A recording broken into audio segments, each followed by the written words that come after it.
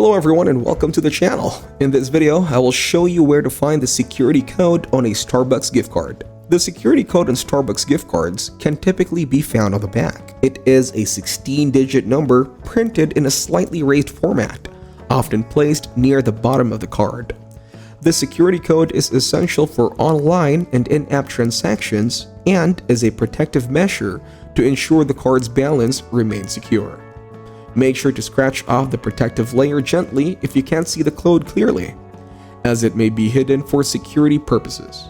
To locate the security code on a digital Starbucks gift card, begin by accessing your Starbucks account, either through the Starbucks mobile app or by visiting the Starbucks website. You will need to log in using your registered credentials.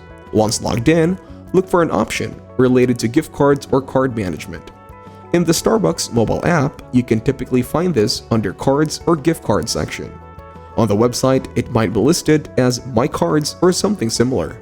If you have multiple gift cards linked to your account, you must select the digital gift card you want to retrieve the security code for.